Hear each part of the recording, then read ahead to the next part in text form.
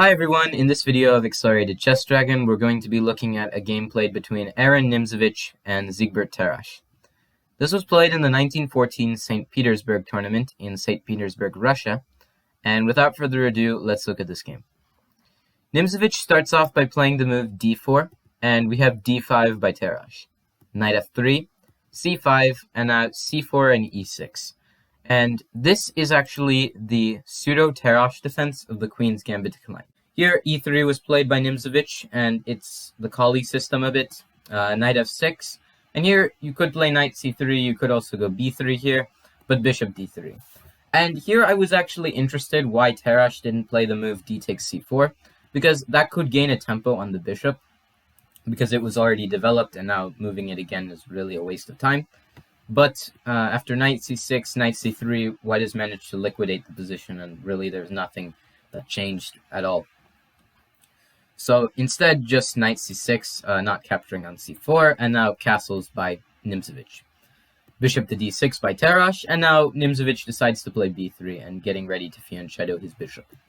Knight c3 would allow d takes c4, bishop c4, and castles, and it wouldn't really do much. It's still an equalizing position, so knight c3, also an idea that could be tried, but b3 was played in the game. And after b3, we have the move castles by Tarrasch, and now bishop to b2. b6, Tarrasch is also trying to develop his bishop by fianchettoing it and putting it across this very long diagonal. Knight bd2, bishop to b7, rook c1, and now queen to e7. C takes d5, e takes d5, and now knight to h4, trying to hit the very weak f5 square. And now g6 is played here by Tarrasch. And it makes sense, because going bishop c8 is first of all passive, but secondly, it also allows knight f5. And after, say, bishop takes f5, bishop takes f5, well, you aren't really having any compensation for the bishop pair, and white's bishops are ready to strike at any moment. And, well, once this d-pawn, let's say, captures on c5 later on, this bishop will be liberated, and, well, these two bishops are just going to attack the king side. And it's a similar idea to what actually happened in the game, except Tarrasch managed to do it instead of Nimzowitsch. So g6 was played by Tarrasch, of course, blocking the diagonal. And now knight to h to f3. Rook a to d8, and now d takes c5. If you play rook to e1 with the idea of trying to get e4 in, then Tarrasch will simply play knight to e4, and he's getting ready to push f5 and solidify his knight there. Capturing on e4 would actually just be a terrible blunder, regardless of which way you capture, because if you capture with the bishop, then after d takes e4, you're forced to give up material. Let's say knight e5, and now bishop takes e5, or even knight takes e5, and in the end, it is black who ends up with an advantage because of the pin towards the queen, and let's say bishop takes, queen takes. It's really nothing that black has to worry about, but for white, it's a completely different story. So here, d takes c5 was played, and the idea is to try liberating this bishop and trying to activate it somehow along that diagonal.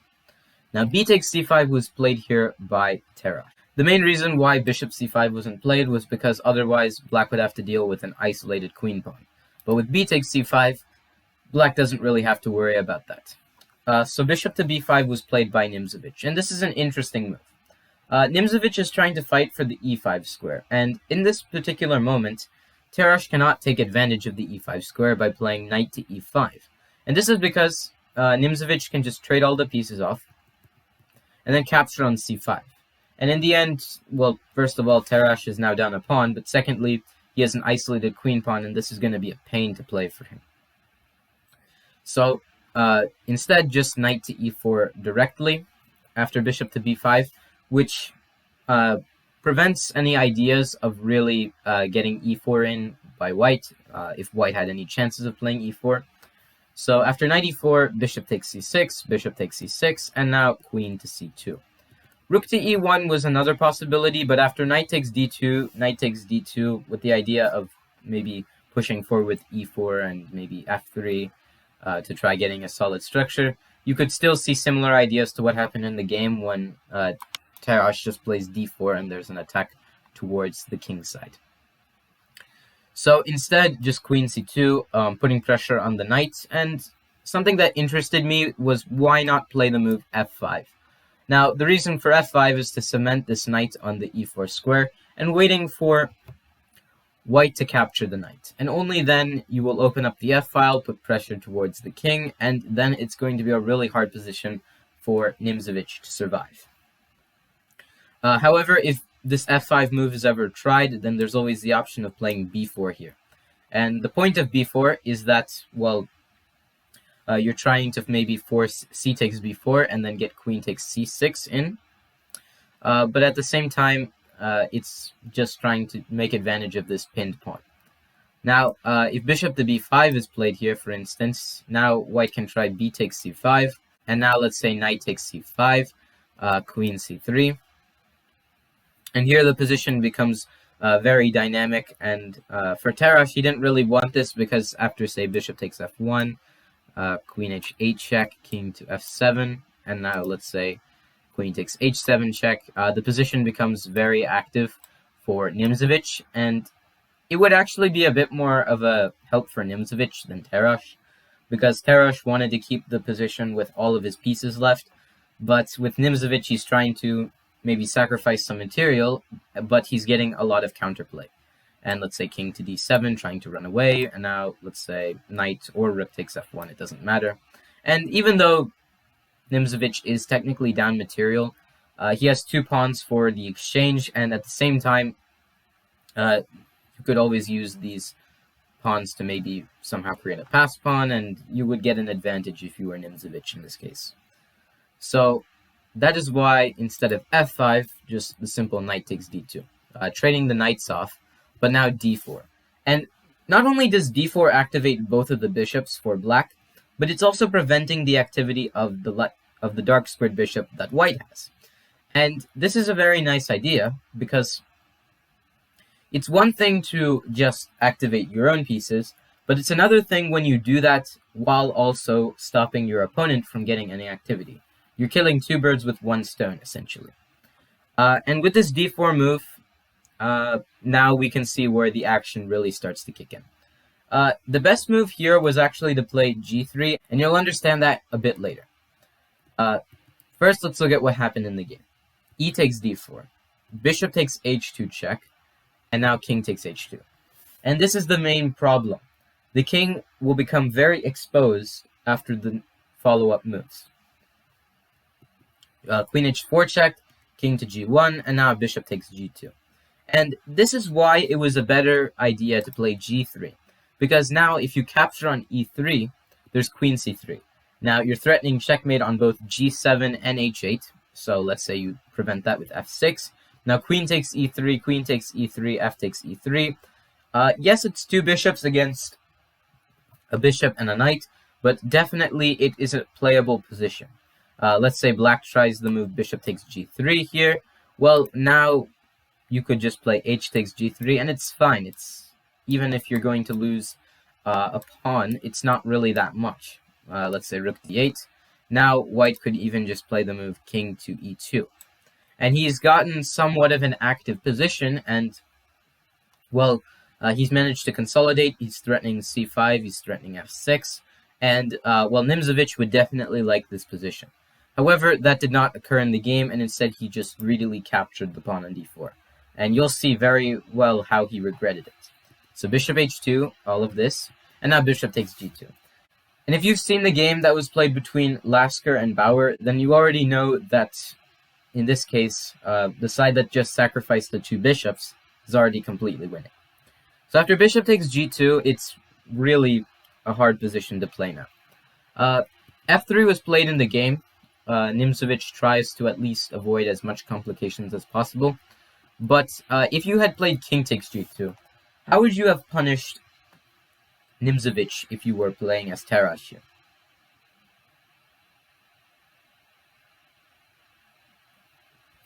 Okay, so the correct move is queen g4 check, and after king to h2, just rook to d5. And there's simply no way of stopping this rook to h5 check without really giving up too much material. So Nimzovich is going to play queen takes c5. And now Tarrasch is not going to capture the queen, but he's first going to play rook h5 check. And there's a reason why he does this. After queen takes h5, because this is the only move, queen takes h5 check, king g3, queen g5 check. There's a fork towards the king, but there's also an attack towards this d2 knight. And after the king moves anywhere, just queen takes d2. And essentially, these two rooks cancel each other out, and the 4 pawns cancel each other out. So it's essentially a queen and against a bishop and a rook. And this is obviously going to be a very tough position to play as Nimzovich, and you can already see why it's already starting to get very crazy now. So f3 was played, trying to maybe have bishop takes f1, and in that case, perhaps Nimzovich could defend, because if knight takes f1 is played, well, even if c takes d4 is tried, there's not really much counterplay this time, because, well, even though your king side is completely shattered, there are still chances of defending, and, well, here Nimzovich would have at least some chances, rather than just being lost already. So, rook fe8 was played here, after this f3 move. And after rook fe8, now it's already getting too complicated. Here, knight e4 was played, and Nimzovich is trying his best to at least shield his position from any attack possible. But you'll see that it's not really working out very well for him. Here, if you had played king takes g2, then you're already lost after rook e2 check, and, well, the rook and queen are already controlling the second rank, and white is hopeless. So after knight e4, queen h1 check was played.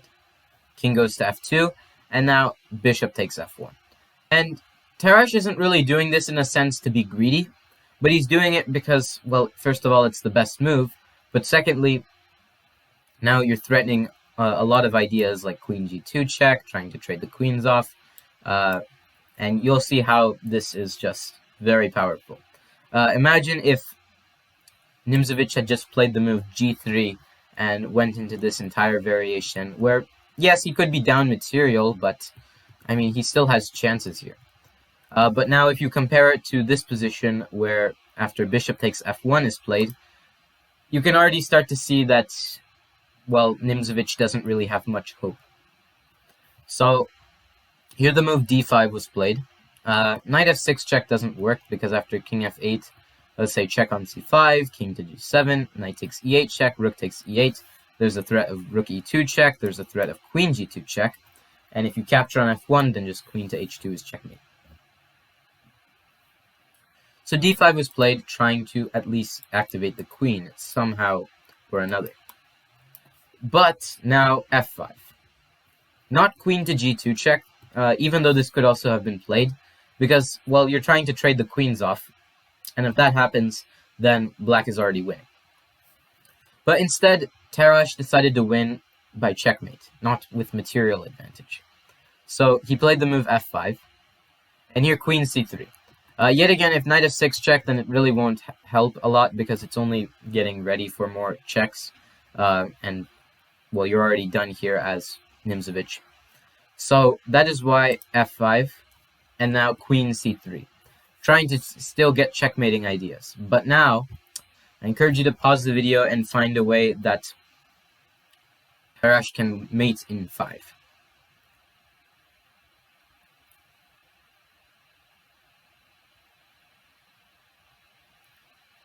Okay, so if you found the move, then it's actually queen to g2 check.